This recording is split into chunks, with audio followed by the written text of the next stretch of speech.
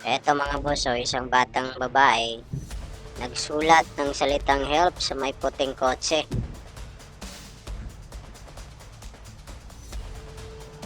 Ngayon, napansin ng may-ari ng kotse na may bata doon sa likod. Tinignan niya sa side mirror.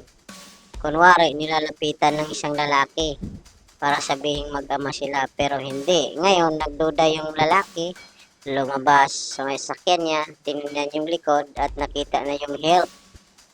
Ngayon, nagduda na yung lalaki. Ang ginawa niya, sinundan niya yung may bitbit ng bata. Hanggang napunta sila sa isang apartment, sinundan pa rin niya. Ang ginawa niya, kinatok niya yung pinto. At nagbukas naman itong lalaki. Na-rescue yung bata. Good job. Ayos.